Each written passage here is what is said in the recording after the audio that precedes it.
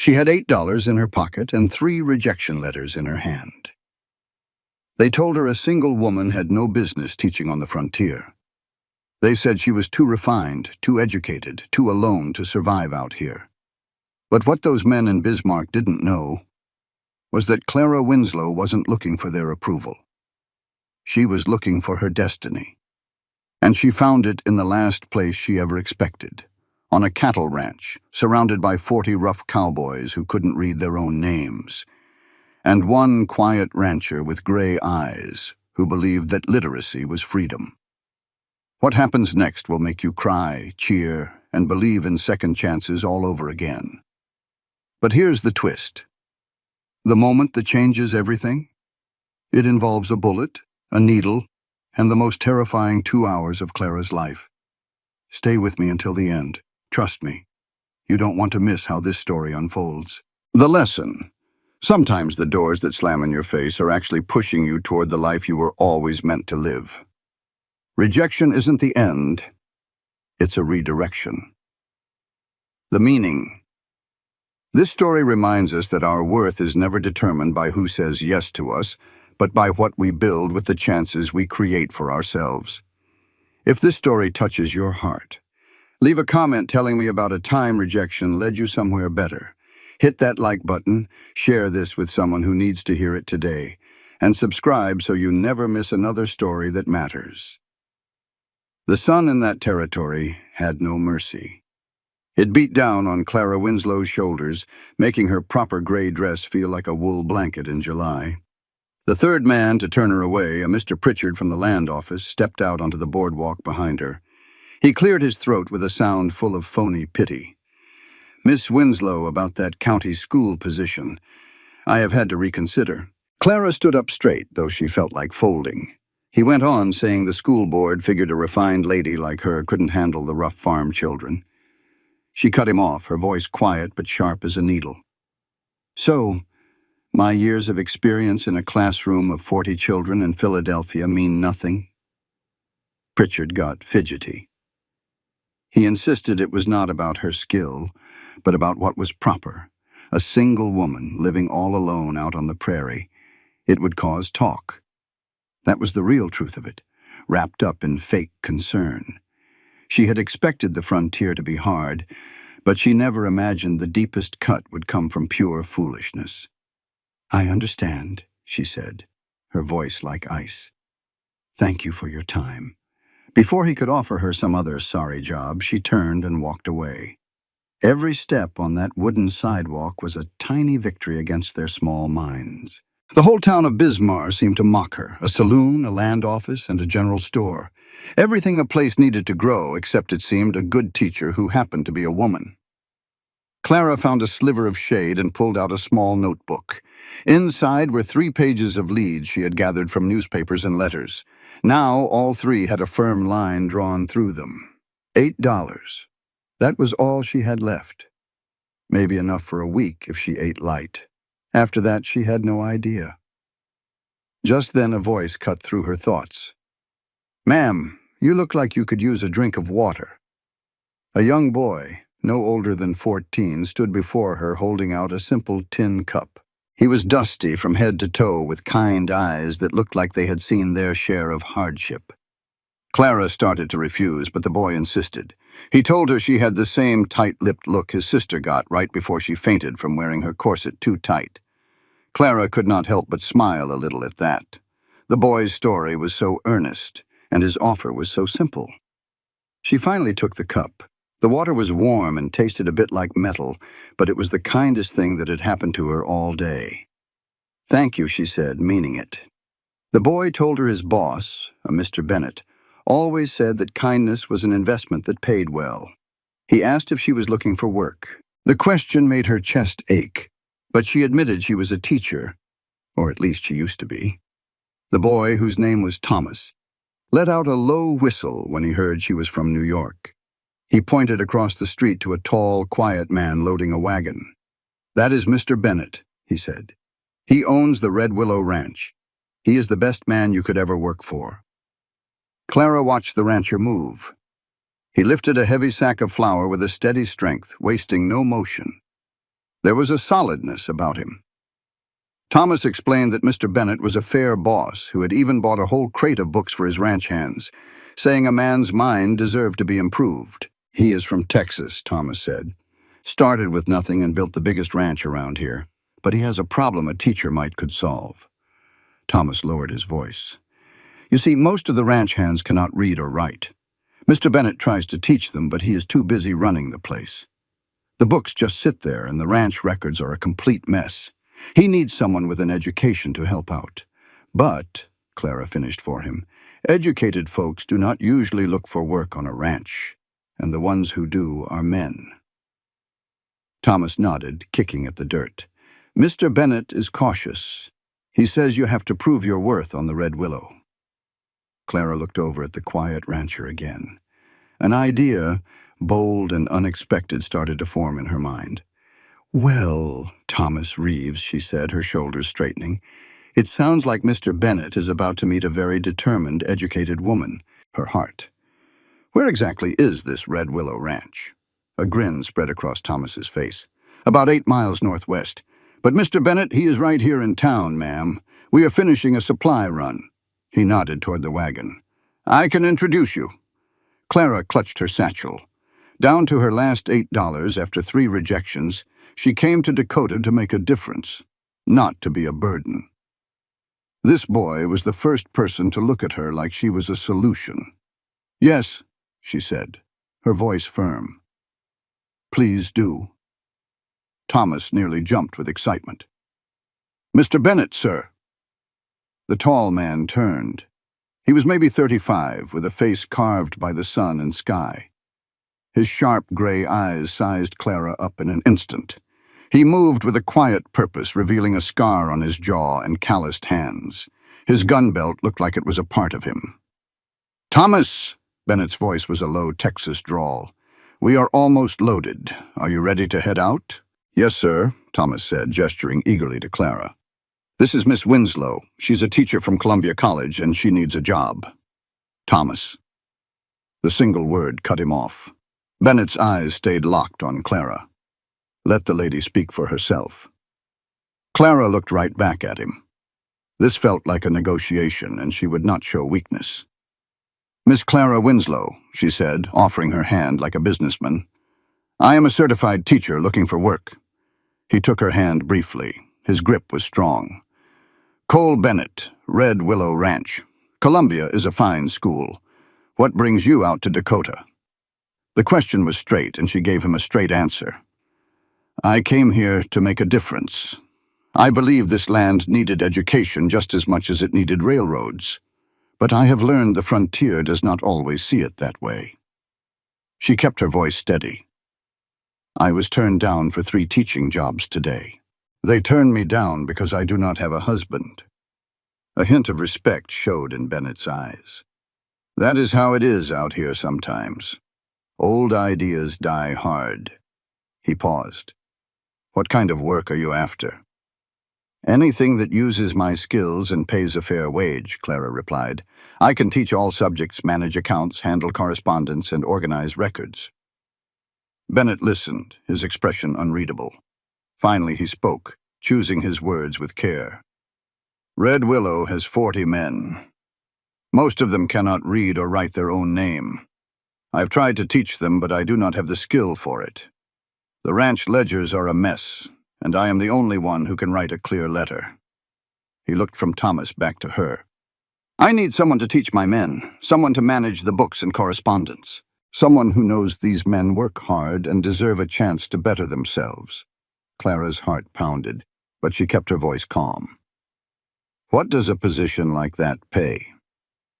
$40 a month, with your own private cabin and meals, he said. Sundays are yours, and there is one rule on my ranch. You treat people with respect, or you're gone. That applies to how they treat you, too. The pay was more than generous. Why so much? Clara had to ask. Because reading is not a luxury, Miss Winslow. It is freedom, Bennett said, his voice low and sure. A man who can read can understand his own contracts. A man who can write can tell his own story. That is something worth paying for. Here, finally, was a man who understood that education was a tool, not a decoration. "I would need to see the ranch first," she said. Bennett nodded. "That is fair. We are leaving now. You can ride with us. If the place suits you, we will make a deal. If not, Thomas will bring you back tomorrow." He looked at her seriously. "I will give you fair warning. It is hard country, and the men are rough. But I run an honest operation." Clara considered her last $8 and the closed doors she had faced all day. Her teaching certificate suddenly felt like a key instead of a burden. "I will come see the ranch," she declared. A hint of warmth entered Bennett's eyes. "Good. Thomas, help Miss Winslow into the wagon. We are wasting daylight." The boy, buzzing with excitement, grabbed her bag. "You will love it, Miss Winslow." "Thomas," Bennett said dryly, "let the woman breathe." Clara settled into the wagon, the smell of flour and leather filling the air. It smelled like a new beginning. A fellow with a salt and pepper beard gave her a respectful nod. "Ma'am, sir," Clara said right back. She saw the surprise on his face, like he wasn't used to a well-spoken woman calling him sir. Bennett hopped onto the wagon seat and grabbed the reins with an easy confidence. "Everyone on board? Good. Let's get a move on." The wagon groaned and started rolling down the main street of Bismarck. Clara watched the town shrink behind them. There was the land office where Mr. Pritchard had politely turned her down. There was the hotel where she was about to spend her very last dollars. Just 3 hours ago she'd stood on that dusty street, thinking this whole trip west was the worst decision she'd ever made. Now she was heading into the open prairie with a man she'd just met, toward a ranch she'd never seen, to do a job she could hardly imagine. And Clara Winslow, a certified teacher from Columbia, couldn't help but smile. The Dakota prairies spread out before them like an untold story. The grass was a sea of gold and green under the late sun. Far off, you could see the dark shapes of cattle grazing. The sky was just enormous, bigger than any sky ought to be. "First time out on the prairie?" Bennett asked without turning his head. "Yes, sir. It's a far cry from back east." "Well, everything's a far cry from back east." Clara watched a hawk circling high above them. "That's why I came." Bennett made a sound that might have been a chuckle. "You'll do just fine, Miss Winslow. Folks who run toward different things instead of away from 'em usually do." They rode in a comfortable quiet after that. Clara figured out quick that Bennett wasn't one for idle chatter, and she was grateful for it. Young Thomas, however, decided he was her personal tour guide. "That there is Bennett Creek," he said, pointing to a line of trees cutting across the plain. "Water's good and clean all year round. Mr. Bennett worked out a deal with the Lakota about fishing. They get the upper part of the creek, we get the lower. Works out for everybody." "The Lakota are close by?" Clara asked. "Reservation is about 20 miles north, but their hunting parties come through pretty regular. Mr. Bennett has a trade deal with them, too. We give 'em beef, they give us hides and berries. Hasn't been any trouble yet." "Yet," an older ranch hand grumbled from the back. "That can change in a heartbeat, boy. Don't you be filling the lady's head with fairy tales." Thomas's face turned red. "I'm not. Mr. Bennett, tell him." "Peace, you two," Bennett said, his voice calm. "Miss Winslow is smart enough to know the frontier has its risks. She doesn't need us bickering about it." The old hand quieted down, but Clara saw him watching her with a look of concern. She held his gaze until he was the one who looked away. The sun was getting low when they came over a small hill, and she saw the Red Willow Ranch laid out below. It was bigger than she'd imagined. A solid, well-built main house faced the creek Thomas had pointed out. Behind it was a long bunkhouse, a big barn, and a cookhouse with smoke curling from its chimney. Corrals full of healthy-looking cattle spread out behind the barn. It all looked solid, like someone had put down roots and intended to stay. "That's home," Bennett said. "I suppose it's not much compared to those fancy schools back east." "It's beautiful," Clara said, and she truly meant it. Bennett turned then and gave her a good long look. It wasn't romantic, but it was something like recognition. It was like two people realizing they spoke the same language, even if they'd learned it in different places. "Come on," he said. "Let's get you settled in. If you're going to teach these fellas, you might as well meet them." The wagon rolled down toward the buildings. Men started coming out of the bunkhouse in the barn, curious about their arrival. Clara counted about 15 of them, all with the same look of cautious curiosity. A woman teaching grown men how to read? She might as well have been a calf with two heads. Bennett stopped the wagon near the house and set the brake. Before she could try to climb down, he was right there, offering a hand. "Watch your step," he said. "It's a bit of a drop." She took his hand, feeling all those eyes on her. Her dress was covered in dust, and her hair was coming loose. She knew she looked like what she was, a city woman who was way out of her element. But she had learned a long time ago that you can look unsure without being unsure. So she stood up straight, brushed the dust from her skirt, and faced the men with her head held high. Bennett stood beside her, not touching, but close enough to feel like a pillar of support. "Listen up, boys," he called out, and the mumbling stopped. "This here is Miss Clara Winslow. She's a certified teacher from Columbia College, and she's thinking about taking a position here at Red Willow." "Teaching what?" one of the younger men shouted. "We ain't a bunch of schoolboys." "She'll be teaching reading, writing, and basic arithmetic to any man who wants to learn," Bennett answered smoothly. "She'll also be organizing the ranch's books and handling the mail. Any other questions?" The men shuffled their feet and whispered to each other. You could see the doubt all over their faces. This just wasn't a woman's job, especially not on a cattle ranch surrounded by men who smelled of sweat and livestock. "I've got a question." It was the grizzled man from the wagon. "No offense, ma'am, but what do you know about ranch life? This ain't some quiet schoolroom. It's hard work, long days, and rough company." Clara looked him right in the eye. "You are right, sir. I don't know much about ranching. But I know all about hard work. I paid my way through college by teaching night classes to factory workers. I know about long hours. I handled 40 students in a one-room schoolhouse. And I know about rough company. I grew up with 3 brothers who taught me that real respect comes from character, not from fancy manners." The man's eyebrows shot up. "Factory workers in Philadelphia," she continued, feeling a familiar fire in her belly. Men and women who worked 12-hour shifts and still came to learn. They were tired, and they were skeptical, but they learned. And when they did, it changed their lives completely. A silence fell over the men. They were looking at her differently now. The doubt was still there, but it was mixed with something like real consideration. "What makes you think we want to learn?" another man asked. "Some of us get along just fine without books." "There's nothing wrong with getting along," Clara said. "But I imagine you'd rather thrive. Reading means you can check your own wages, that you can read your own contracts and write letters back home. It means no one can pull a fast one on you with the fine print." One man mumbled that a foreman had done that to them once, shorting their pay for 6 long months. Clara's voice was steady. "Exactly.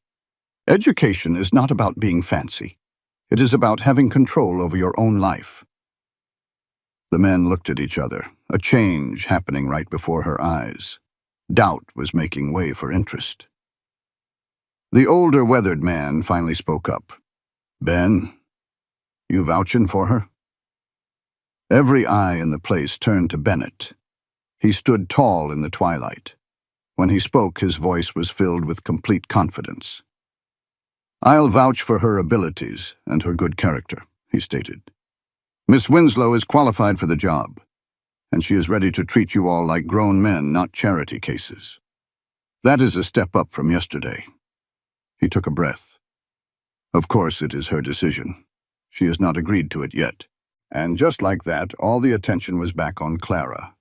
15 pairs of eyes watched the city woman, waiting for her answer. Clara thought about the dust, the pity, and the 3 doors that had been shut in her face. She thought about her last $8. Then she looked at the men of Red Willow Ranch, and at Thomas's hopeful face.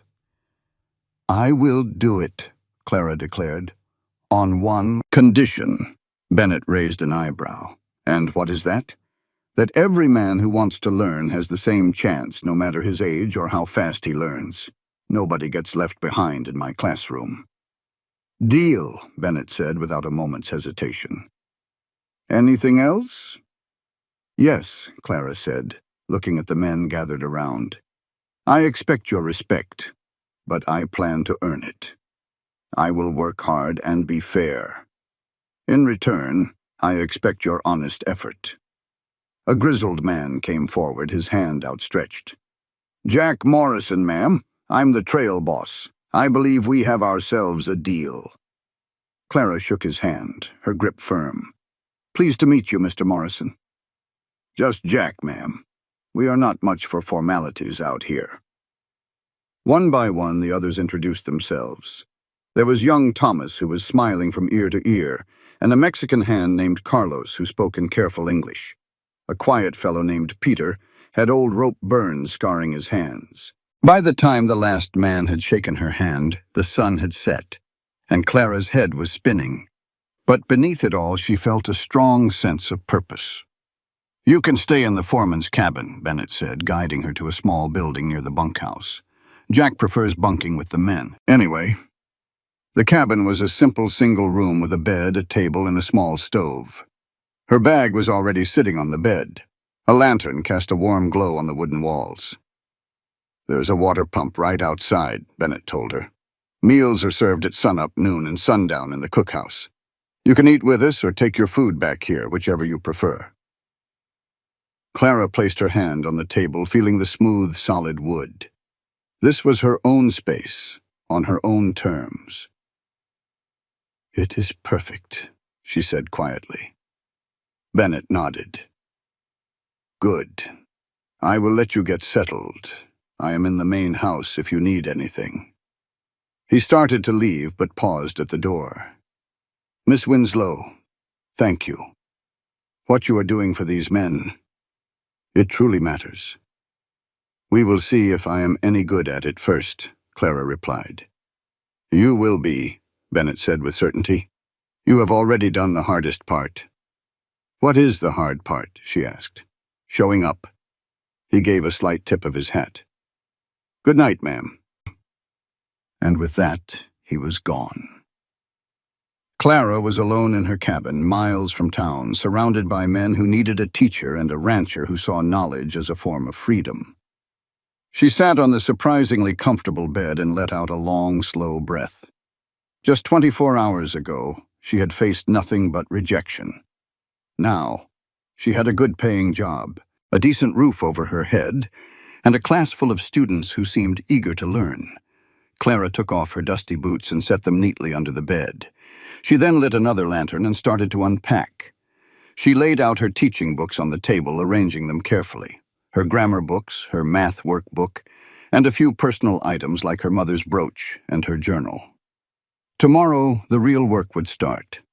She would have to see what supplies the ranch had, figure out who wanted lessons, and see what they already knew. But for tonight, in her little cabin that smelled of wood and lamp oil, Clara Winslow felt a glimmer of hope. It was not the desperate kind of hope she had been feeling lately. This was a solid, grounded hope, the kind you feel when you find a place where you truly belong.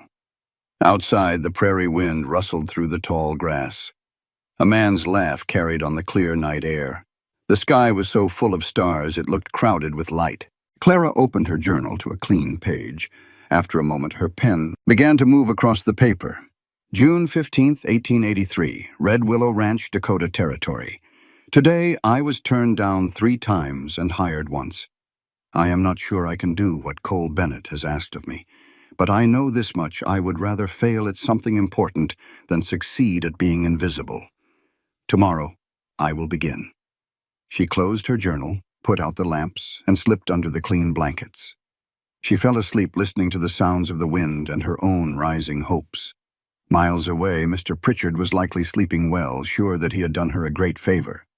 But here, Clara Winslow smiled in her sleep. She dreamed of teaching men to read by the soft glow of a lantern, and of books turning into keys.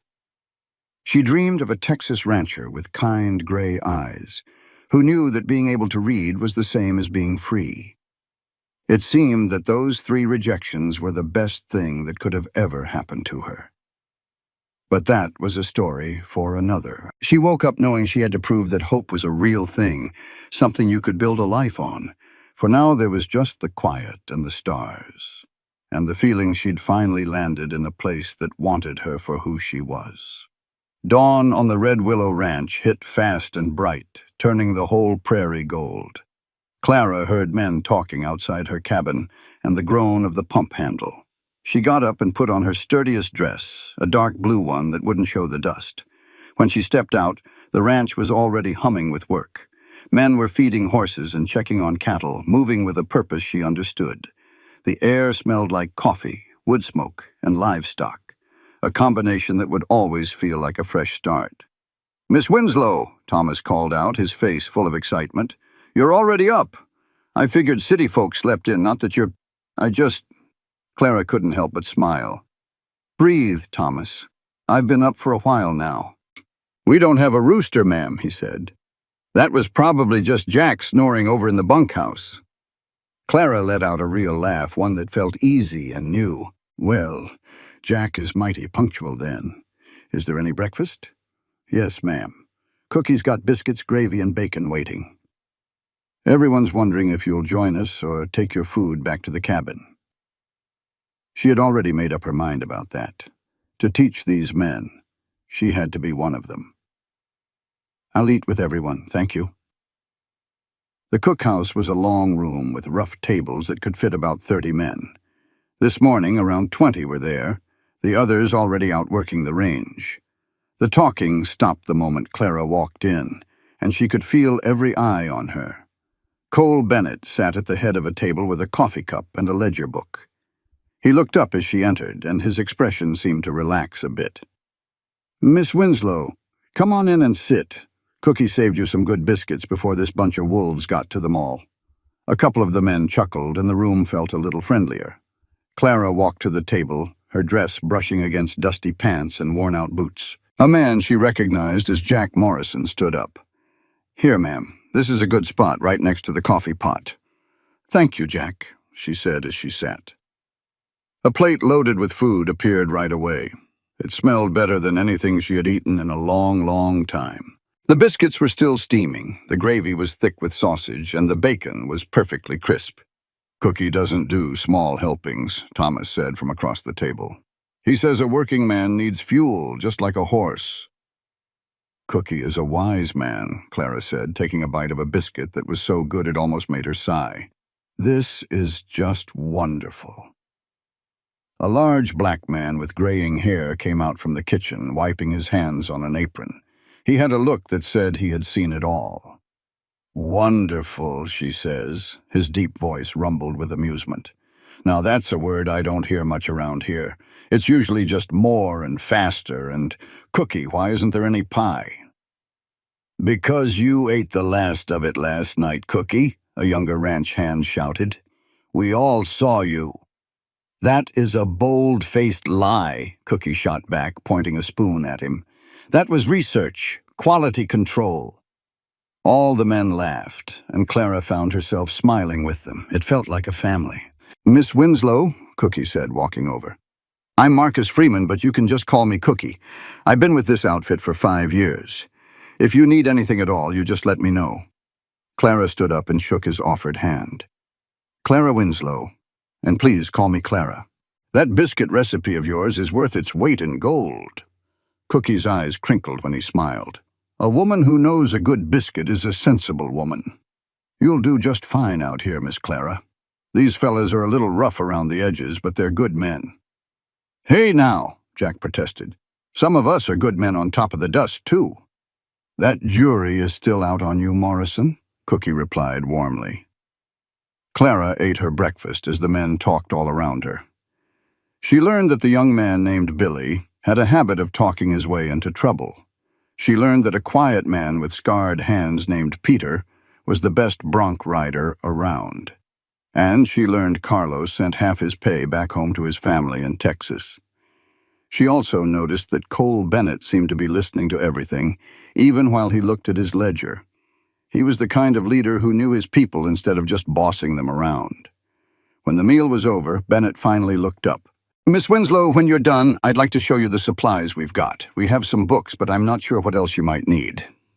"I'm ready now," Clara said, and she followed him outside. The supply room was built onto the main house. It was a storage space, but someone had tried to make one corner into a little office with a few chairs and 3 crates of books. Clara went straight for the books, kneeling down to look through them. There were dime novels, farming manuals, a worn-out Bible, and a set of Shakespeare that looked brand new.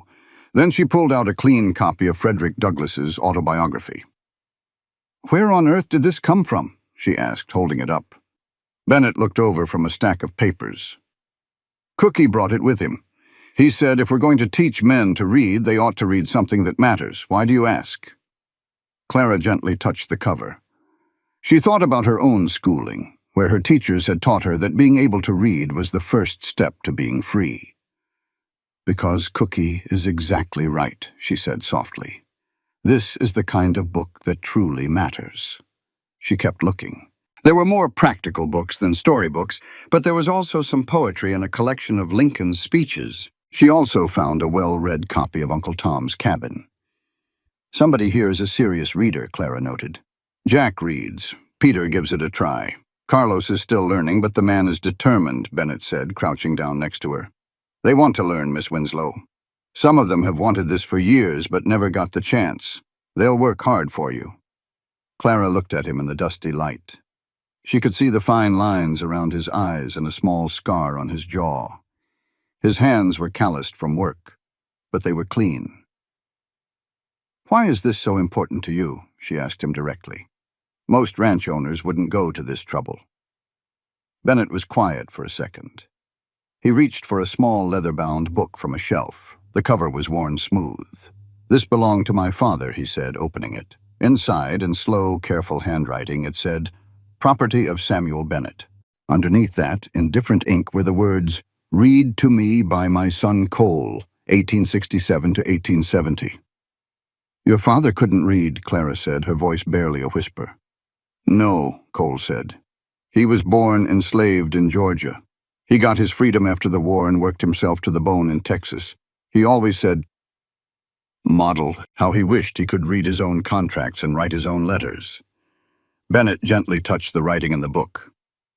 "I was just 11 years old when I started teaching him myself, using old newspapers and any book I could get." He learned slowly, but he was determined. The day he finally read a whole newspaper article all by himself, he wept. Clara felt a lump form in her throat. "When did he pass away?" "The year after he wrote this," Bennett said softly. "Pneumonia. But in those final months he could read. He could write his own name instead of just making an X. He understood what he was signing." Bennett closed the book with care. That meant the world to him. And that is why it means the world to me that the men on this ranch get the same opportunity. In that moment, Clara finally understood. This was not about making the ranch run better or looking modern. This was deeply personal. This was about honoring a father who had longed for an education. "I will teach them well," she promised. "I know you will," Bennett replied, placing the book back on the shelf. "Now, what supplies do you need?" They spent the next hour making a list. Clara needed chalk and slates, more books for grown-up learners, and better lamps for their evening lessons. Bennett wrote it all down in his ledger. "We will head to Bismarck for supplies next week," he said. "You can come along and pick out what you need." "That would be a great help, thank you." Bennett nodded, glancing at the sun. "I am heading to the north fence line, but Jack can show you around this afternoon. After supper, we will gather anyone wanting lessons and see where we stand." A wave of nerves washed over Clara. Making a good first impression was crucial. "That sounds perfect," she managed to say. Bennett stood and offered her a hand. His grip was solid. "Clara, a word of advice. The men might test you. It is not personal. You stay fair, and they will respect you. If anyone gives you real trouble, you come straight to me. Understood?" "Understood," she said. "But I believe I can hold my own." The corner of his mouth twitched into what might have been a smile. Mouth! I expect you can, but the offer stands anyway. After he left, Clara spent the morning turning the cluttered supply room into a real classroom. Just after noon, Jack appeared in the doorway. Mr. Bennett said you might want a tour now that you have worked a miracle in this disaster of a room. It was a mess, was it not? She laughed. For the next 2 hours, Jack showed her everything. He pointed out the creek with the clearest water and the hill with the best view. They stopped at a small family cemetery where Bennett's parents were buried next to 3 ranch hands who died in a storm 5 years back.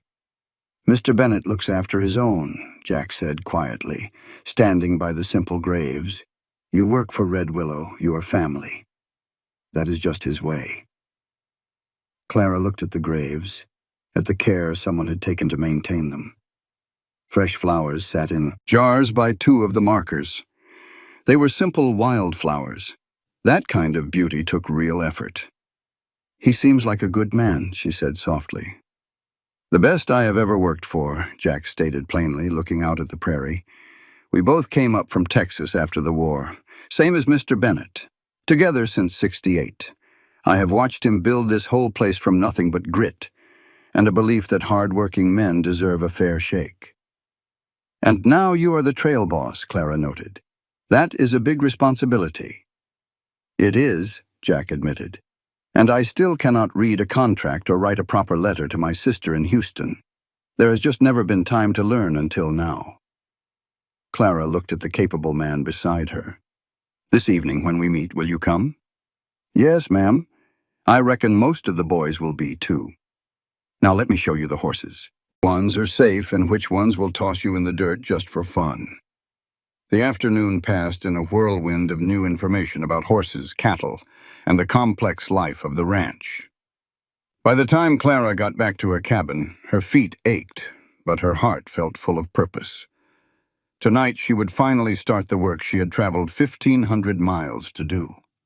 She changed into a clean, practical dress and pulled her hair back firmly. She knew from experience that adult students needed to see a teacher, not just a young woman. Dinner was a quiet affair, the men tired from their long day. But Clara caught them stealing glances her way.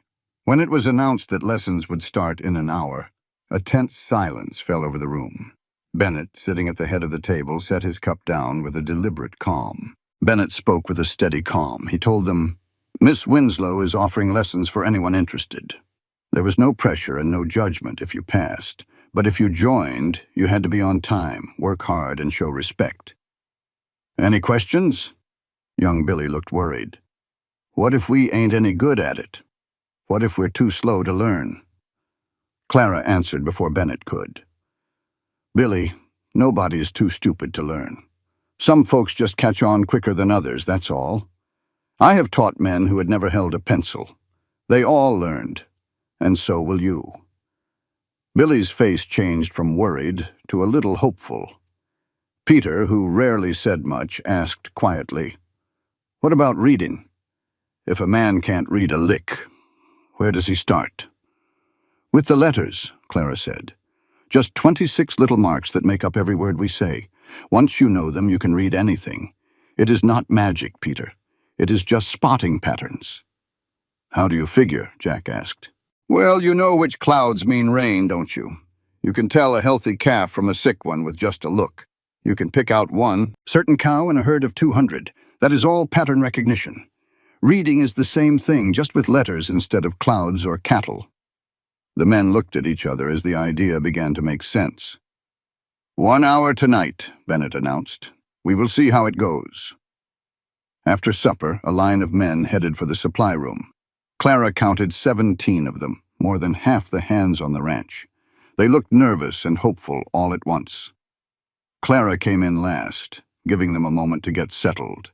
When she entered, the room went quiet and 17 pairs of eyes watched her. She had taught her first class at 19, facing down 40 factory workers who doubted her. She learned back then that the first 5 minutes were everything. Clara walked to the front, standing tall. She did not smile or make excuses. She just met their gaze one by one until the room was completely silent. Evening, gentlemen. I am Clara Winslow, and for this next hour, I am your teacher. She let that sink in. First, I need to know where each of you stands. I'm going to ask a question, and I need a straight answer. What you say in here stays in here. Agreed? A few men nodded. Clara held up a slate. When I point to you, say your name and tell me if you can write it. Yes, no, or sometimes. She began with Jack. Jack Morrison, sometimes. The letters don't always come out right. Thank you, Jack, Clara said, making a note. Peter. Peter Chen. No, he said softly but clearly. Never did learn. Next was Carlos. Carlos Mendoza. Yes, in Spanish. One by one, they answered. By the end, Clara had a clear picture of her class. 4 could read a little bit, 6 could write their own names, 7 could not read at all, but every single one of them wanted to learn. All right, Clara said, putting her slate down. Here is the plan. We are not going to have everyone learning the same thing. We will work in groups based on what you know, and you will move up when you are ready. She brought out 3 different reading books. Jack, Thomas, Billy, and Carlos, you are with me. We will work on reading whole sentences. Peter, you and the other fellas starting fresh will work with Cookie on the letters. Cookie, you're helping me teach tonight. Cookie's eyes got wide. Ma'am, I can't do that. You can read, Cookie. That means you can help someone else learn. Trust me, Clara said with a smile. Sometimes the best teachers are the ones who remember what it was like not to know.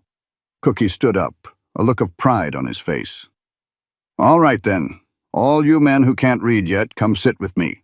We are going to learn the alphabet. The men moved into their groups. Peter looked relieved to be with others who were just starting. Billy puffed his chest out a little, proud to be in the middle group. The rest of you, Clara told the 4 men who could already read some, I want you all to practice your writing. Copy this paragraph. She wrote on the board, a working man who can read has power. He can understand his own contracts. He can learn new skills. Reading is not a luxury. Reading is freedom. For the next hour, the room was filled with the quiet sounds of learning. Clara moved between the groups, helping her students sound out words. She praised Carlos for reading a full sentence, and gently corrected Billy when he rushed. She checked on Cookie and found him doing a fine job, using cooking examples to explain letters. See? P and I together make a new sound, just like flour and water make dough. She watched the other men, their rough hands carefully trying to form letters, and felt a deep respect for them. When the hour was up, every man had learned something. Peter knew 10 letters. Carlos had read 3 sentences. Jack had written a paragraph that you could actually read. That is time, Clara said. Good work tonight, everyone. We will meet again the day after tomorrow, same time. Try to practice for a few minutes before then. The men left slowly, some nodding at her and murmuring their thanks. Peter stopped at the door. Miss Winslow, thank you. I never thought... He trailed off. I never thought someone would teach me so patient-like without making me feel dumb. Clara felt a lump in her throat. You are not dumb, Peter. You just never had the chance to learn. That is all. He nodded and left. Clara was alone, tidying up when she heard footsteps. It was Bennett leaning against the door frame. How did it go? He asked. Better than I hoped, she admitted. They are all eager to learn, and Cookie is a natural-born teacher. Peter has his reasons for being nervous, Bennett said quietly. A few years back, his hands got torn up bad in a rope accident. He has been shy about doing delicate work ever since. Probably figures writing is beyond him. It is not, Clara said with certainty. It will take patience, but he can do it. Bennett nodded, a look of approval in his eyes. You are good at this. Reading people, I mean, figuring out what they need. That is just part of teaching, she replied. A deliberate calm. You cannot teach folks if you do not understand them first. They stood in a comfortable quiet for a moment. I should let you get some rest, Bennett said at last. Long day tomorrow. We are moving cattle, but things should settle into a routine after that. Thank you, Clara said, for everything, for giving me this chance. My father would have liked you, Bennett replied, turning to leave.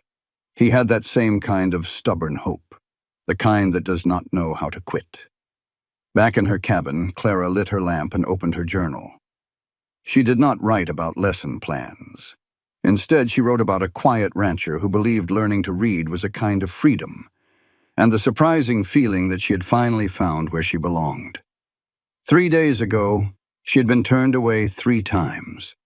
Tonight, she had taught 17 men the first steps to a new life. She looked out from her little cabin into the endless prairie night. It was not empty, but full of promise. She knew tough days were coming. There would be students who fell behind and lessons that just did not work. But tonight, she had proof that a little hope and a lot of hard work could turn a closed door into a new path. Clara Winslow, the teacher nobody in Bismarck wanted, blew out her lamp. And just 8 miles away, those town jobs were still empty, waiting for someone who fit in their little box. Clara was done waiting. She was building her own school right here. The rhythm of her new life fell into place. 3 nights a week, Clara taught the men of Red Willow Ranch how to read. Peter got his letters down and started on simple words. Carlos, with his thick accent, began reading ranch mail out loud, understanding every word. Jack Morrison, the trail boss, spent 2 long hours writing his first letter to his sister in Houston, 15 careful lines that left him looking plumb tuckered out. Clara took over the ranch ledgers, too, turning Bennett's messy notes into clean, sensible columns. She found he was undercharging the railroad for his beef, missing little lines in the contract that cost him $300 every quarter. When she pointed it out, he stared at the numbers, then at her. "That's $900 we lost this year," he said softly. "All because I couldn't read the fine print." "Well, it's 900 you will not lose next year," Clara told him. "Because now you have somebody who can." She thought he would be grateful, but instead Bennett got real quiet. His voice was rough when he finally spoke. "My father died in debt over papers he could not read. I swore that would not happen to me or this ranch." Clara gently touched his hand. "It will not happen again." Soon the days had their own peaceful rhythm. Clara would wake up with the ranch hands, eat with them, and spend her mornings with the account books in her little office. In the afternoons, she would plan lessons or ride out with Thomas to learn the lay of the land. The boy acted as her personal guide, showing her where the wildflowers grew and where you could see 3 territories from one hill. But one afternoon, about 6 weeks after she arrived, everything went wrong. They were riding north near the creek, Clara on a sweet mare named Daisy, and Thomas on his usual spirited horse. The August heat was a heavy blanket over the land, making the air shimmer. Storm weather, the cowboys called it, even under a perfectly clear blue sky. "You are getting better on that horse," Thomas noted. "At first you sat so stiff. Now you look like you belong up there." "Well, thank you, sir," Clara said with a smile. She had changed out here. Her hands were rough from the rains and her dresses were permanently stained with Texas dust. She was becoming someone new, and she liked it. All of a sudden, Thomas pulled up short, his eyes sharp. "Did you hear that?" At first, all Clara heard was the wind and the creek. Then she caught it, a sound that did not belong. Hoofbeats, a lot of them, coming in fast from the north. "That's the payment run," Thomas whispered, his voice shaky with fear. "Mr. Bennett and Jack went to get the railroad money this morning. They should have been back by now." The sound of the horses grew louder and a cloud of dust rose in the distance. That was way too much dust for just 7 men. It looked wild and panicked. "Something is not right," Thomas said, spinning his horse around. "Miss Winslow, you need to ride for the ranch. Push Daisy as hard as she can go." Clara asked, "What are you going to do?" "I'm going to ride out and see what all that dust is about." Thomas was already moving away. "You tell Cookie to get the bunkhouse ready for hurt men, and tell Peter to ride for the doctor in Bismarck. Now go." Clara did not hesitate. She had never asked Daisy for more than a gentle trot. But now she spurred the horse into a full gallop. The ranch buildings came into view, and men started coming out of the barn, drawn by the sound. She pulled Daisy to a rough stop in front of the cookhouse. Cookie was already there, his face grim. "Was it the payment run?" he asked. Clara fought to catch her breath. "Thomas said there are wounded. He said, get the bunkhouse ready. Peter needs to ride for the doctor." Cookie's voice cut through the noise. "Billy, go get Peter. Tell him to saddle the fastest horse and ride for Doc Harrison. You tell him it is the Red Willow Ranch and it is urgent." He looked back at Clara. "How many men are coming?" "I do not know," she said. "I could not see them clearly. But there was so much dust." Cookie was already barking out orders, and men ran to do what he said. Clara just stood there, feeling helpless, until Cookie took her by the arm. "Miss Clara, I need you to be strong. Can you do that for me?" Clara took a deep breath and centered herself. "Yes." "Good. Then come on and help me. If men are hurt, we will need clean rags, hot water, and whiskey to clean the wounds. Do you know anything about being a doctor?" "I know some basic field medicine from my teaching books," Clara said. "I have cleaned cuts and set a broken finger before." "Well, it will have to be good enough until Doc Harrison arrives." Cookie was already pulling her toward the cookhouse. "Let us just pray they all make it back alive." But prayer was not enough. Clara saw that 15 minutes later when the riders finally stormed into the ranch yard. There were only 5 horses instead of 7. Jack Morrison was in the lead, his face a mask of gray dust. 2 men she did not know were slumped over in their saddles. And then she saw Cole Bennett, barely conscious, held up by the man riding next to him. The whole left side of his shirt was soaked in dark, spreading blood. "Get him down from there," Jack yelled. "Be careful. He has been shot." Several men rushed to the horses. Clara watched as they eased Bennett from his saddle. His face went limp with pain, and his blood dripped onto the dry dirt of his own ranch. A cold, hard feeling took root inside her. It was not fear. It was something else. "Bring him to the bunkhouse," she heard herself say, her voice clear and strong. "Cookie, I need those supplies now. Jack, what happened?" Jack was helping to lower Bennett onto a makeshift stretcher. "We were ambushed by rustlers about 5 miles out. They knew we had the payment money. They knew exactly where we would be." His voice was rough with grief. "They killed Henry and Tom. Mr. Bennett was shot while he helped us get away." Clara took in the terrible news. 2 good men were dead. Bennett was shot bad. It was a planned attack, which meant they had a traitor. But all that would have to wait. Right now, a man's life was on the line. She followed the stretcher into the bunkhouse. Cookie had already turned it into a makeshift hospital. There were clean sheets on 2 of the beds and a table with cloths and bottles. "Put him right here," Clara said. "Gently now. Someone get that shirt off him so I can see the wound." The cowboys were surprisingly careful as they laid Bennett on the bunk and cut away his bloody shirt.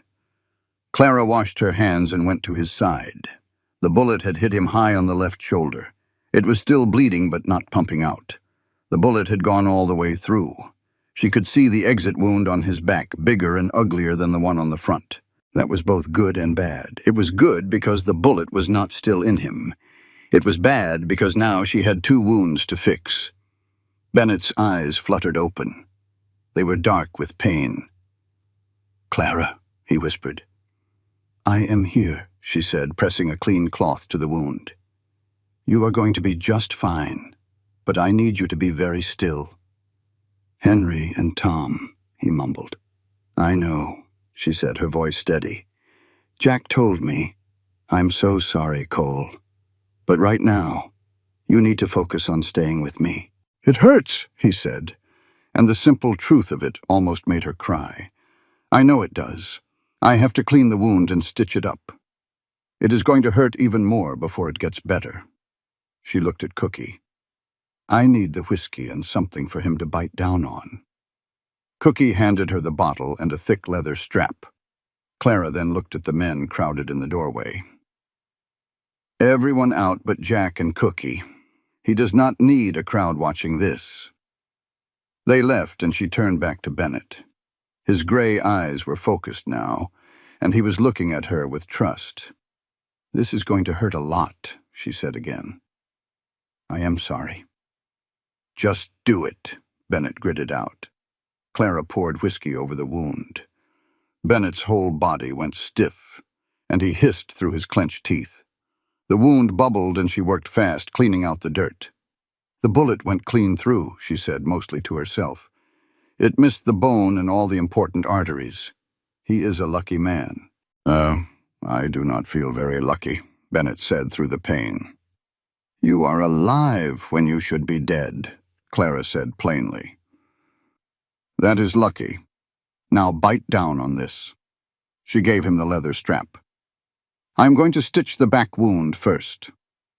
She had never stitched up a person before, only practiced on pigskin back at college. But her hands were steady, and her stitches were neat and small, pulling the torn skin and muscle back together. Bennett did not make a sound, breathing through a leather strap clenched in his teeth. His hand gripped the bunk so hard his knuckles shone white. Clara worked with a quiet, steady focus while Cookie stood by with fresh water and cloths. Jack just watched from a corner, his face a road map of worry. The bullet had gone clean through, and the hole on the back took 15 stitches. Clara cleaned it up, bandaged it, and carefully rolled Bennett onto his side to see the front. That wound was smaller but went deeper. She had to work slow, making sure she closed it up right from the inside out. When she was done, her back was slick with sweat, but the wounds were clean and closed. Bennett's breathing had finally evened out. Clara stepped back from the bunk, wiping the blood from her hands. "He has to stay still for at least 3 days. If he does not move around, the stitches will hold." "I understand," Jack said in a low voice. "We will make sure he does not go anywhere." Clara looked at Cole Bennett, so pale under the blankets, and felt a change inside her. While she was stitching him up, with her hands trying to put him back together, that line she had kept between them, the one between a boss and his bookkeeper, had washed away in blood and whiskey. "I should check on the other men," she said, turning so no one could see the look on her face. The other 2 boys had scrapes and bruises, but nothing that needed stitching. Clara patched them up quick and stepped outside. The air felt thin after being in that tense room. The sun was going down. The whole mess had taken less than 2 hours, but it felt like a lifetime had passed. Peter found her in the yard, just staring at her stained hands. "Doc Harrison is on his way, but it will be a while. He was out delivering a baby." Peter paused for a moment. "I heard what you did in there." "That was mighty brave, Miss Clara." "It was what needed to be done," she said. "That is not the same thing." "No, maybe not. But it was still brave." Peter gave her shoulder a gentle squeeze and went on about his evening chores. Clara walked over to the water pump and scrubbed her hands until they were raw. Then she went to her own cabin, shut the door, and finally let herself tremble. She had kept a man alive with a needle and thread. She had felt his life in her own 2 hands. And somewhere between that first stitch and the last, she finally understood what she had been trying to ignore. She cared about Cole Bennett. And it was not as a boss or even as a friend. It was something deeper and a whole lot more dangerous.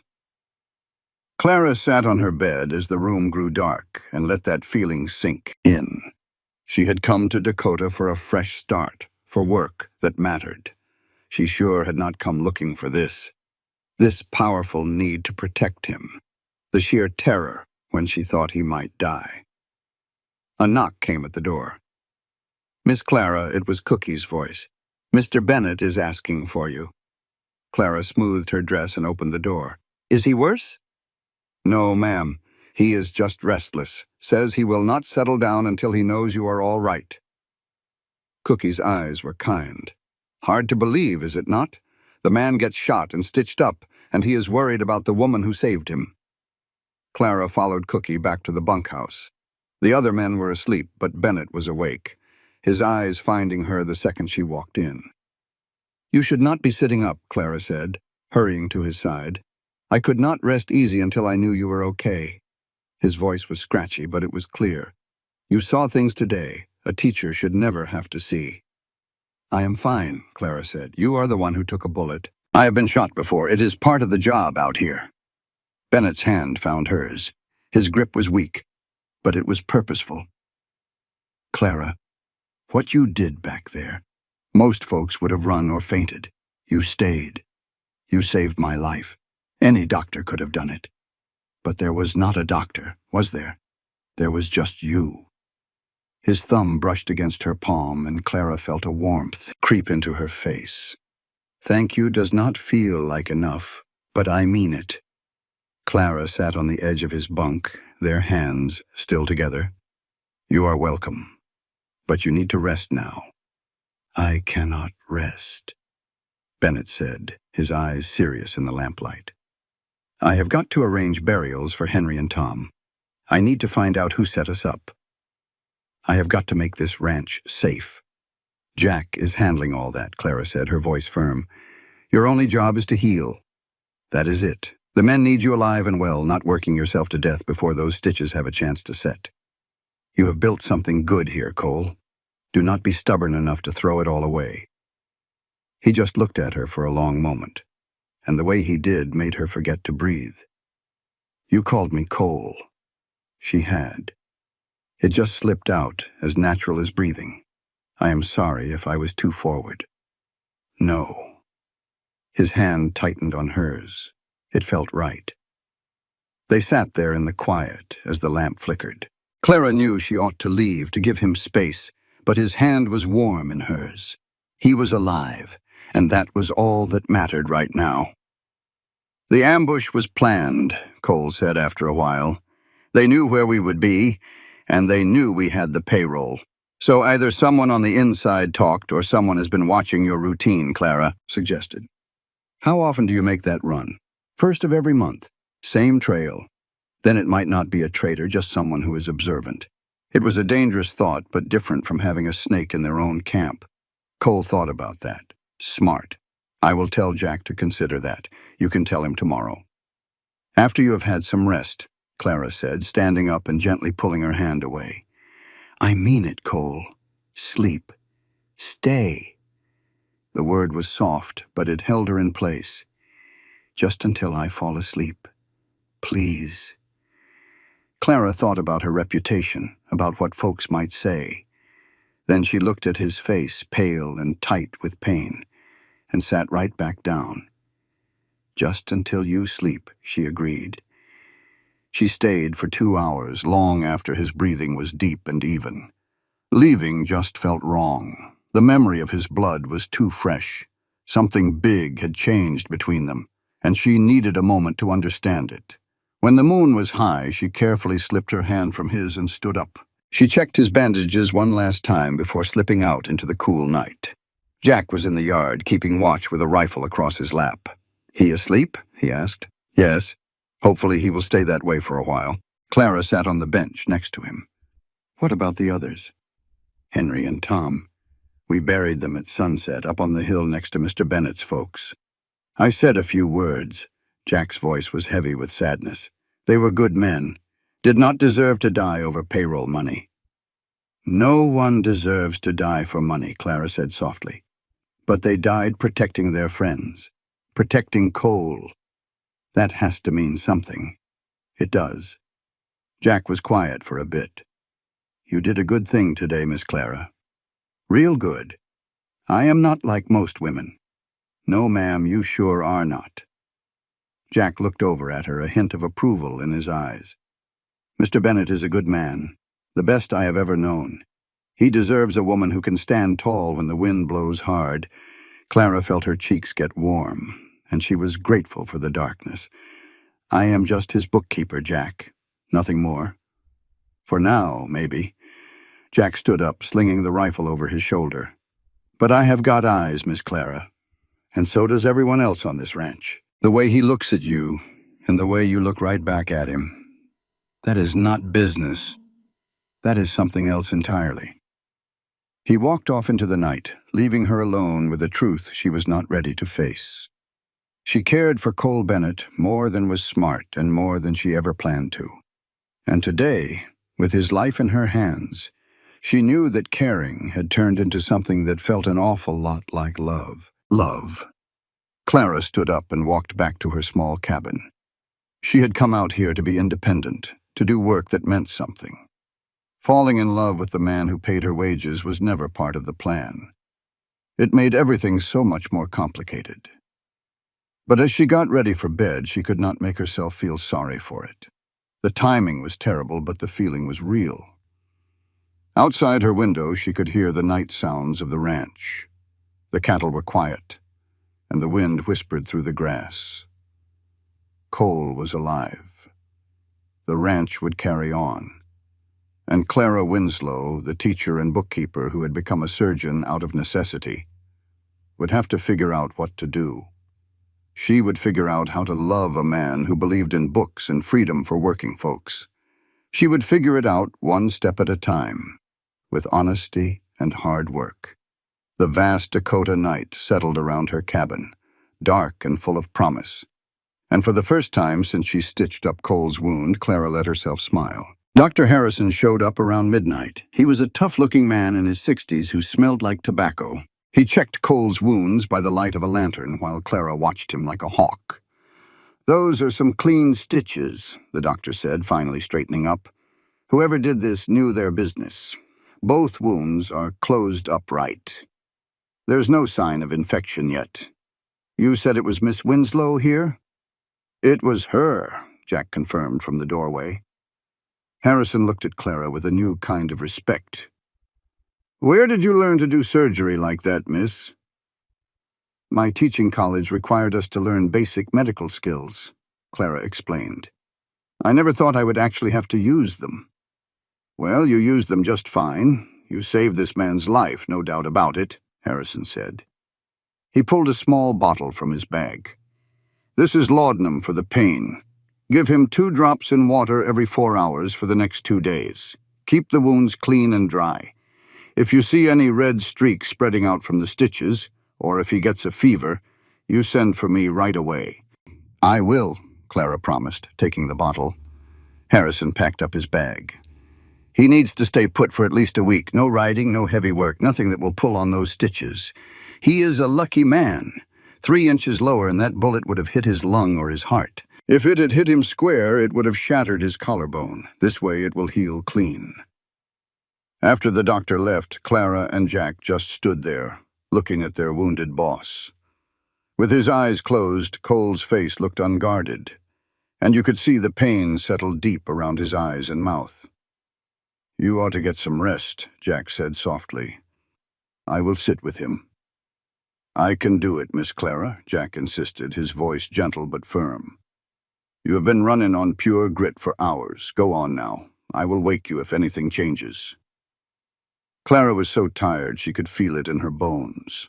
Her hands still trembled thinking about the fight. "You promise you will wake me?" He nodded.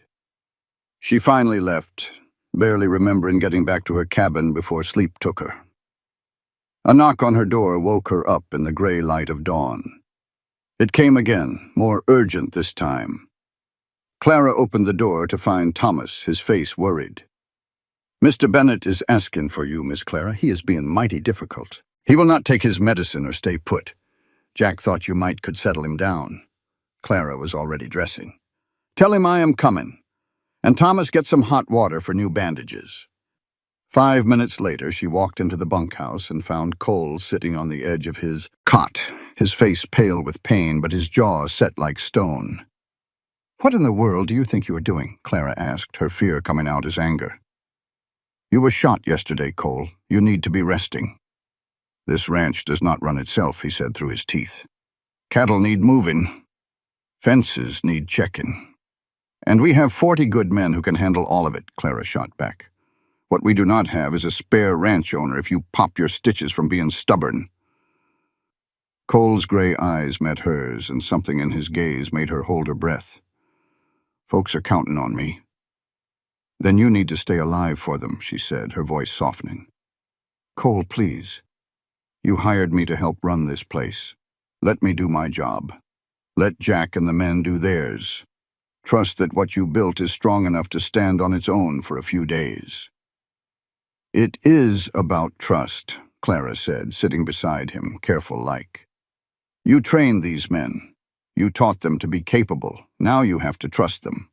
Cole was quiet for a long time, a battle going on behind his eyes. The need to be in control was fighting with the hard truth of his injury. I do not know how to just be still, he admitted, and the honesty of it made her heart ache. I know, she said, but you are fixing to learn because the only other choice is dying, and I will not have that.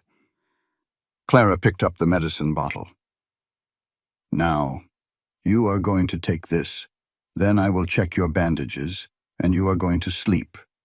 When you wake up, I will bring you the account books to look over. That is the deal. That is not much of a deal. It is the only one you are getting. She measured 2 drops into a cup of water. Drink. He took the cup. You get mighty bossy when you are worried. I call it being authoritative. Clara watched him drink, then took the cup. All right, let me see those bandages. She worked gently, carefully unwrapping the cloth. The wounds looked clean, just angry and red around the neat black stitches. Cole did not move a muscle, but she could feel how tense he was. Still hurts pretty bad, she said, tying off the fresh bandage. Some? You mean a whole lot, do you not? Clara met his gaze. You do not have to be tough with me, Cole. There is no shame in hurting. There is shame in being weak when folks need you to be strong. Clara just looked at him, this man carrying so much weight he did not know how to set it down. Strength is not about ignoring what your body needs, she said quietly. Real strength is knowing when to rest, so you can come back stronger. My own father taught me that. That when I was wearing myself out in college.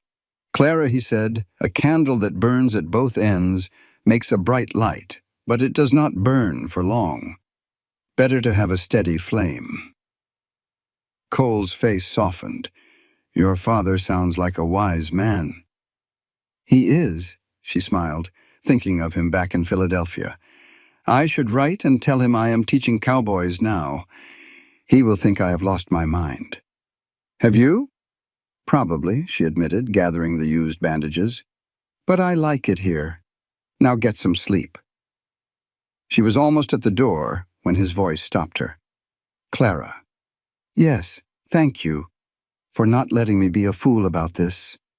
The look on his face held more than just gratitude, and it made her heart skip a beat. You are welcome, she said softly. Now, rest. Outside, the ranch was already humming with the morning's work, though worried glances were still cast toward the bunkhouse. Jack found her near the pump, washing her hands for the third. Bloodstains were long gone, but the morning's trouble still hung in the air. Is he resting easy? Jack asked. Clara wiped her hands on her apron and replied, The medicine will hold him for a bit. She looked Jack square in the eye. I need you to teach me this ranch, Jack. Cole wants to see the books, but if he can't make the calls, I need to know what is happening out there. Jack gave a slow, steady nod. That makes good sense. Come on. I will give you the rundown. For the next 3 hours, Clara got a crash course in running a cattle operation. Jack laid it all out, from when the herds moved pastures to who we sold our beef to. He explained the tangled mess of water rights and property lines. She learned how to manage 40 men spread thin over thousands of acres and how to spot a sick cow from a healthy one. Clara took it all in, asking smart questions and scribbling in a little notebook. By lunchtime, she had a good enough handle on the Red Willow Ranch to help keep it running. You catch on quicker than a hiccup, Jack remarked as they headed back. Some folks take weeks to learn half of that. Clara just said, You learn fast, or you do not last long where I am from. She ate with the ranch hands, and the quiet was heavy. Losing Henry and Tom was a fresh hurt for everyone. But she could feel the men looking at her differently now. It was not doubt anymore, but a kind of respect. They all knew how she had held her nerve and stitched up the boss. She was not just the teacher from the city anymore. She had earned her place. After the meal, Clara took the account books to the bunkhouse. Cole was propped up on some pillows, looking like a caged animal. 3 hours, he grumbled the second she walked in. I have been stuck in this bed for 3 hours, and I am about to climb the walls. Good thing I brought you some work, she said, pulling up a chair. She opened the first ledger. Jack showed me how things run this morning. Now, you and I are going to go over the money. They spent that whole afternoon deep in the numbers. Clara drilled him on prices, contracts, and why cattle were worth more in one season than another. Cole answered everything with a teacher's patience, never once talking down to her. He was treating her just like she treated his men, with genuine respect. You are a natural at this, Cole finally said, watching her figure out profit margins. Not just the teaching, but the business. You see things I have overlooked. We just see different things, Clara answered, circling a strange number in the feed costs. You know the land and the cattle. I know numbers and how to keep them straight. I reckon together we see the whole picture. Cole repeated the word, together. Something in his voice made Clara look up. The usual guard was gone from his face. He looked tired and hurt, and he was letting her see it all. For a man who kept himself so locked down, it was a powerful show of trust. Clara, I have got something to say, he said, his voice low. And since the good Lord seems to have made me honest, I'm going to say it. Clara put her pen down, her heart suddenly beating a loud rhythm in her ears. Yesterday, when I was lying there thinking this might be it for me, I was not scared of dying. I was scared I would not get the chance to tell you. He paused, finding the right words. To tell you how much you have changed this place. You have changed these men. You have changed me. He held up a hand. Please, just let me finish. You came here looking for a job, and I hired you to teach my boys to read. But I got so much more. I got someone who sees the good in men that others write off. Someone who treats a rough ranch hand like a gentleman. Someone who saves a man's life and does not fall to pieces. I got someone I did not even know I was searching for. Tears started to well up in Clara's eyes, but she refused to let them fall. I only came here because 3 men in Bismarck told me I was not wanted. If any of them had said yes, I would have never found Red Willow. I never would have met you. A small smile touched Cole's lips. Sounds like the best no you ever got. The very best, Clara agreed, because it led me right here, to work that matters with people who matter, to you. A thick silence settled between them, full of all the things that had been growing for weeks, now brought into the light by yesterday's violence. I do not know what we are supposed to do now, Cole said at last. You work for me, and I will not take advantage of that. But I cannot pretend I do not feel more for you than a boss should. Clara thought about all the rules a woman was supposed to follow. Then she thought about sewing this man back together, the overwhelming relief when she knew he would live, and how her world shifted the moment he asked her what kind of work she did. I care for you too, she said, her voice clear and strong. More than I ever meant to. It is not convenient, and it is probably not smart, but it is the truth. Cole reached out and took her hand, their fingers fitting together like they were made to. So what do we do, he asked. We are honest, Clara said, and we are careful. We make sure this does not hurt the ranch or the work we are doing, and we just take it one day at a time. That is not much of a plan, he said. It is the only one I've got, she replied, squeezing his hand. Unless you have a better idea. No, ma'am. All my plans flew out the window somewhere between getting shot and deciding I needed to keep Clara Winslow on this ranch forever. Clara let out a genuine laugh. Forever is a mighty long time, Cole Bennett. Is it? He asked, his eyes serious even as he smiled. Does not feel long enough to me. They sat that way for a moment, just holding hands while something new and precious started to take root between them. Then Clara gently pulled her hand back and picked up the ledger. You need to rest, and I need to get through these numbers. We will figure out the rest later. Clara, he said, Yes? When I am back on my feet, would you ride with me? Up to that big hill where you can see 3 whole territories. I want to show you this ranch the way I see it. A real smile spread across Clara's face. I would like that very much. In the days that followed, a new rhythm took hold. Cole healed up slowly, hating every minute of being stuck inside, but he listened to Clara. She changed his bandages twice a day and brought him ranch business to keep his mind occupied. They talked for hours about cattle and contracts, carefully stepping around the big unspoken thing between them. The school lessons went on too. Peter started reading whole sentences from ranch mail. Carlos proudly read aloud the first letter he had ever written to his mother. Billy found out he was a natural teacher and started helping the younger hands with their numbers. Jack Morrison got a letter back from his sister in Houston, and his hands shook as he read it to the class. He learned about nieces and nephews he had never even met. "I can talk to her now," he said later, his voice thick with emotion. "With my own words." "That is everything, Jack," Clara told him. "That is why this matters. Even Cookie got in on it, starting a little library in the cookhouse for anyone who wanted to borrow a book. The ranch's finances had never been in better shape. Clara found mistakes in old contracts and saved the ranch a pile of money. She set up a new system for keeping records that was simple and clear. "You have saved us more in 2 months than we would pay you in a year," Cole told her one evening as he looked over her work. His stitches were out, and he was almost back to his old self. His shoulder was mostly healed by now, with just some pink scars left, and he was allowed to do light work. "Good," Clara said. "Then you can afford to buy more school books and build up the library." "Already ordered 'em," Cole said as he closed the ledger. "Clara, the men want to do something for you, to say thanks for the teaching and for—" He touched his scarred shoulder. "For everything. They don't need to do that. They want to," he said with a warm smile. "And I'm not about to tell them no. So you shouldn't either. Just be gracious and let folks show their appreciation." That something special turned out to be a party. They cleared out the cookhouse, brought in extra lanterns, and even got a fiddle player to come all the way from Bismarck. There was food, music, and a whole lot of laughter. Clara stood on the side, just watching.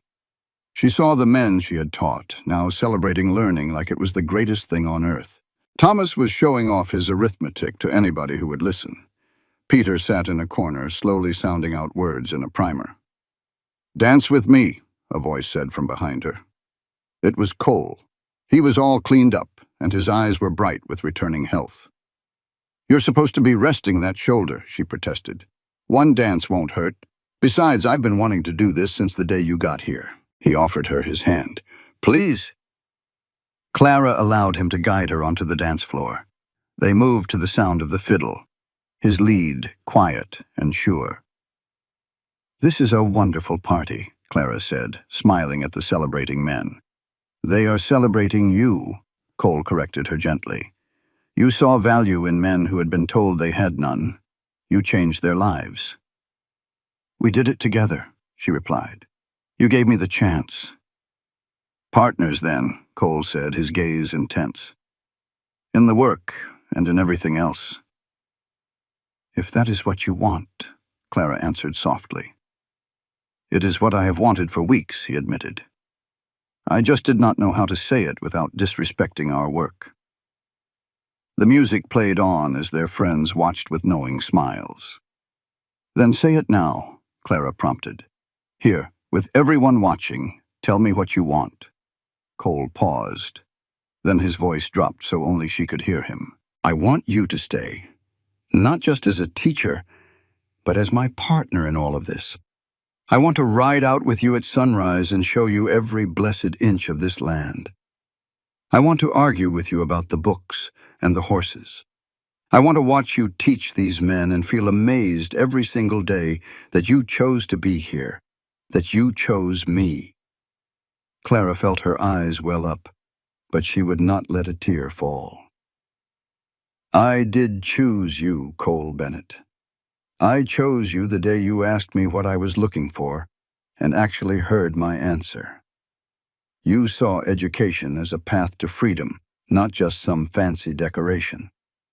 I have been choosing you every day since. I love you, Cole said, as simple and true as the man himself. I know this is all happening fast, but it is the honest truth. I love you. Just then the music stopped, and in the quiet that followed, Clara could hear her own heart beating. I love you too, she said, and a wave of pure joy washed over Cole's face. I fought it. I told myself it was just gratitude. But it is love, and I'm done pretending it is anything else. He pulled her in close and rested his forehead against hers. Marry me, Clara. When you are ready, marry me. Let us build something here that is bigger than either one of us alone.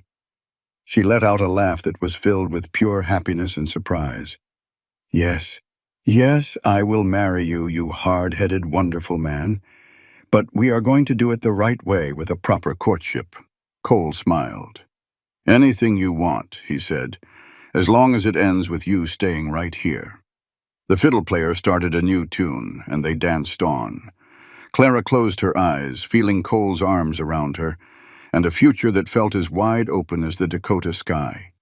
She had arrived here with just $8 to her name, holding a teaching certificate that nobody seemed to want. Now she had a home. The 3 rejections she faced in Bismarck had led her to this exact spot, and Clara Winslow could not imagine a better place to be. They were married when the first snow fell in December, just 3 months later. The ceremony was on the hill that overlooked Red Willow Ranch.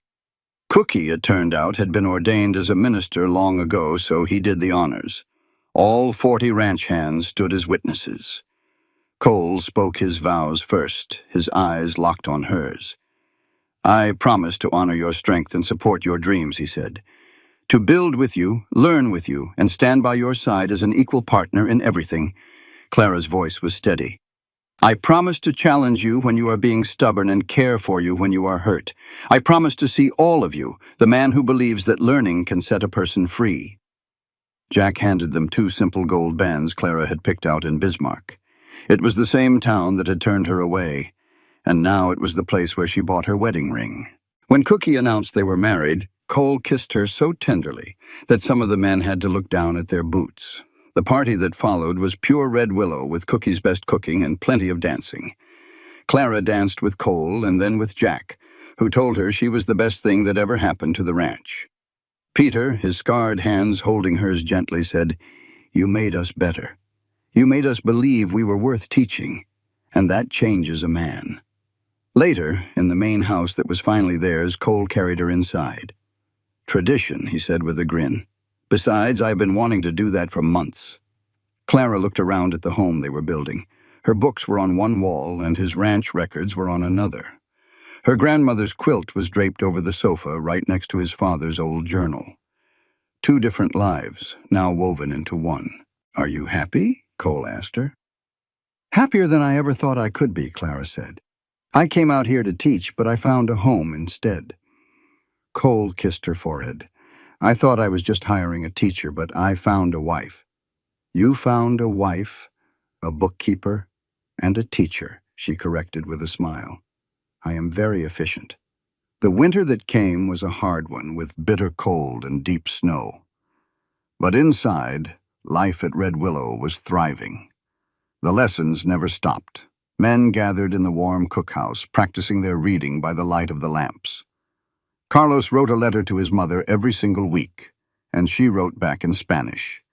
He would read her letters to the class, and soon the men were learning a little Spanish right alongside their English. Jack Morrison was writing back and forth with his sister and his nieces, reconnecting with a family he had not seen in years. Cole was even teaching his nephews their sums through the mail. He would send them problems and get back letters filled with their careful figuring. The change in the men was something to see.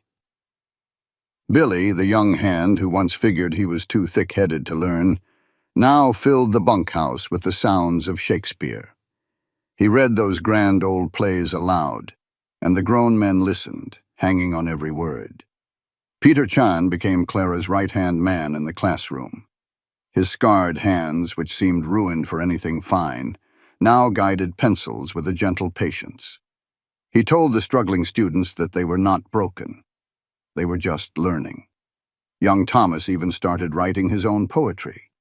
He shared it with Clara one evening, his face red as a beet. She told him, "There is real feeling here. You just keep on writing." The book learning had changed the whole feel of Red Willow Ranch.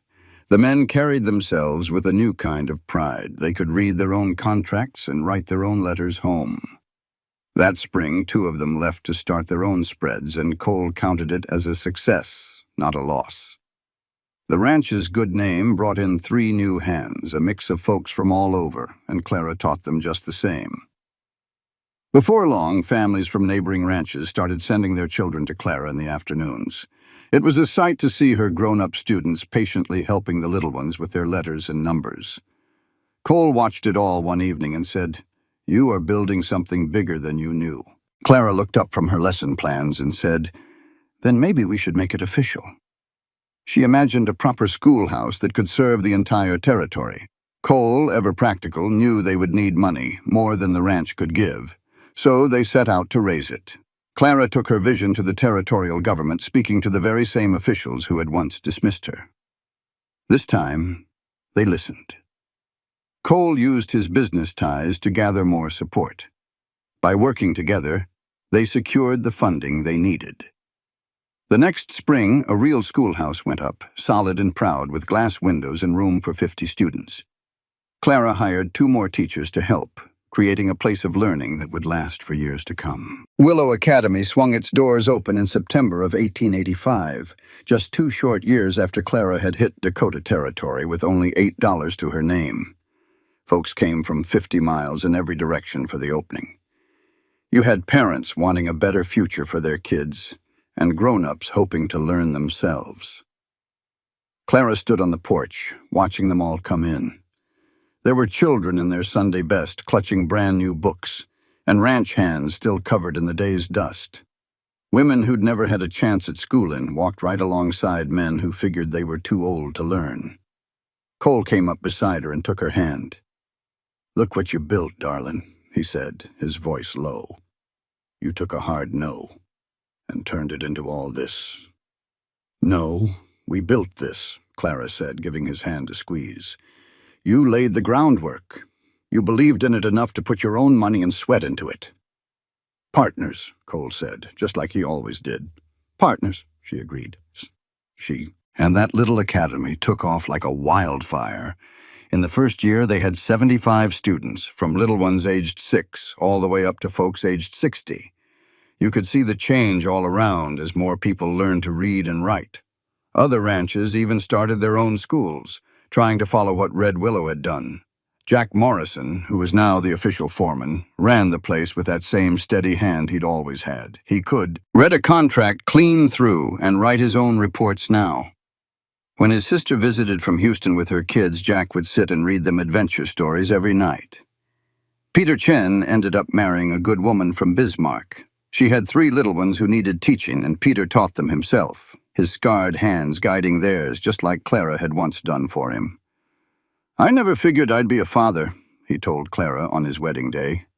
"Didn't think a woman would look twice at a man with busted hands."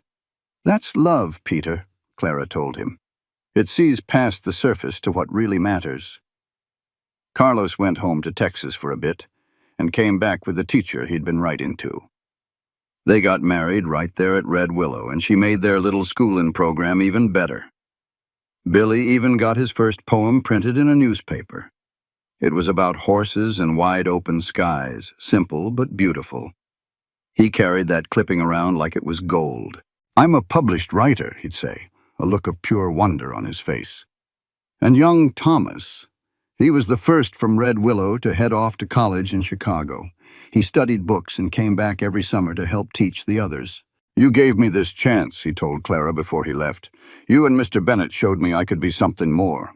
Even Cookie wrote a cookbook full of his recipes and stories about ranch life. All the money he made went right back into the academy. The years rolled on, and Clara and Cole's own family grew to include 2 daughters and a son. Those kids learned to ride and read about the same time. They grew up speaking English and Spanish and understanding the ways of their Lakota neighbors. The ranch thrived, and Red Willow became a place known for fairness and learning. Cole handled the cattle and the land while Clara managed the books. They were true partners in every sense of the word. They bought more land, built more homes, and turned the academy into a place where folks could get ready for college or a good trade. 10 years after she first arrived, the territory gave Clara a special award for her teaching. The ceremony was held in the very same building in Bismarck where that man, Pritchard, had turned her down flat all those years ago. And wouldn't you know it, Pritchard was there. He came up to her afterward, looking older and a bit worn. "Mrs. Bennet, I owe you an apology," he said, his voice stiff. "I was wrong. I let my own foolish ideas get in the way of seeing your worth." Clara looked at the man who had nearly crushed her hopes. She didn't feel angry anymore. "Thank you for that, Mr. Pritchard," she said calmly. "But I can't say I regret it. If you hadn't closed that door, I never would have found my way to Red Willow. Sometimes a locked door is a blessing."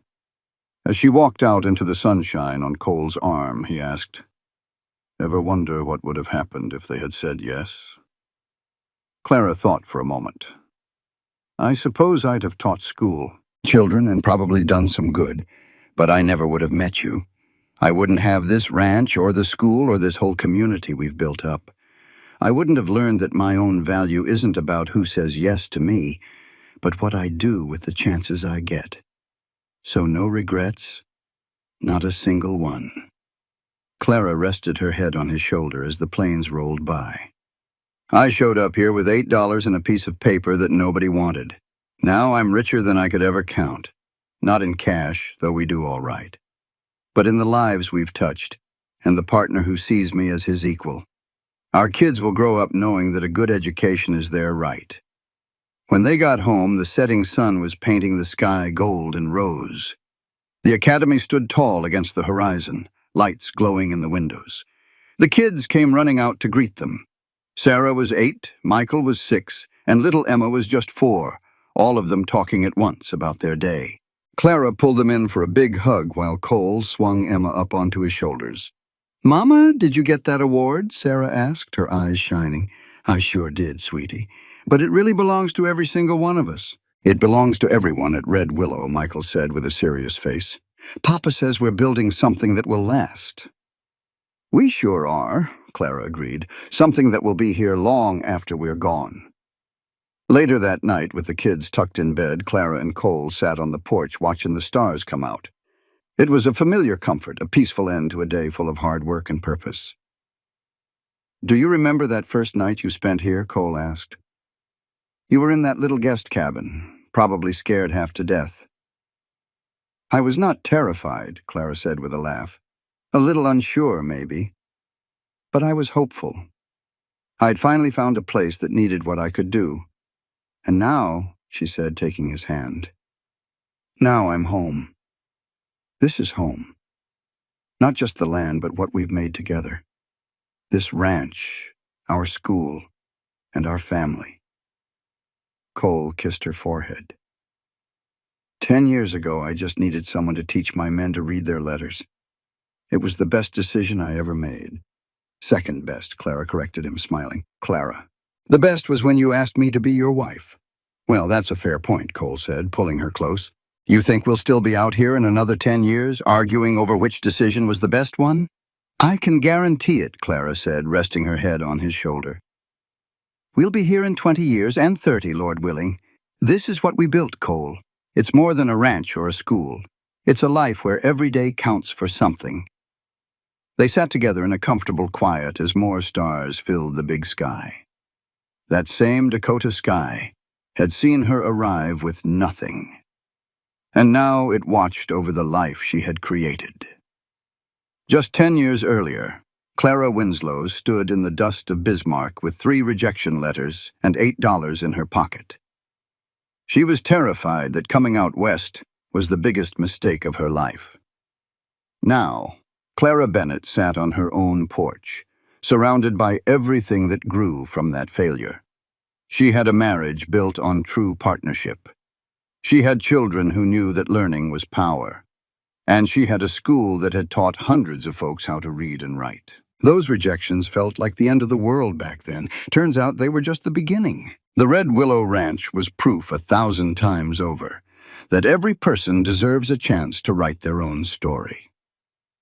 Clara closed her eyes, just listening to the sounds of the prairie at night. The lowing of cattle, the wind sighing through the grass, and Cole's steady breathing beside her. It was all so familiar. It was all home. She had come out here looking for a job and found her life's purpose. She came looking for her independence and found a true partner. She had hoped to make a small difference, and instead, she built something that would echo for generations. All those students would go on to teach others, and their children would grow up valuing knowledge. The Dakota Territory that once seemed so harsh and empty now felt like the only place she ever really belonged. It hadn't changed, but she had. She was no longer a woman looking for someone to approve of her. She was a woman who created her own worth, who understood that a closed door is often a gift. "Thank you," she whispered, to whoever or whatever had guided her journey. "Thank you for those 3 rejections that pushed me right to this spot. Thank you for the fear that made me brave enough to say yes to Cole's offer. And thank you for every single hard day that showed me how strong I really was." Cole gave her hand a squeeze. He understood without her needing to say a word. They sat there together, watching the stars. 2 people who found one another and built something that would outlast them. It wasn't just in the buildings or the books, but in every life they touched. The Red Willow Ranch and Academy was living proof that rejection can point you toward your true destiny. It showed that education is freedom, and that treating people right changes everything. Clara Winslow Bennett smiled into the night. She had come to the Dakota Territory to be a teacher. She ended up staying to build a legacy. In the morning, when the sun came up and the school bell rang, she would be right there, ready to keep going. One student, one lesson, one changed life at a time.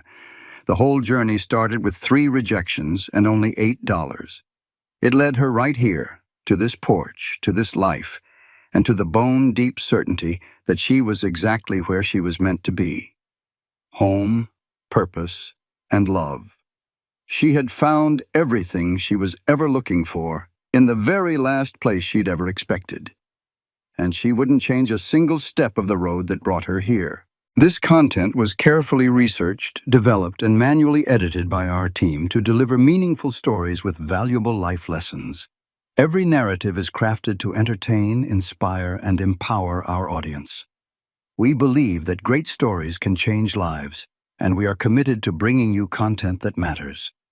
Thank you for being part of our community.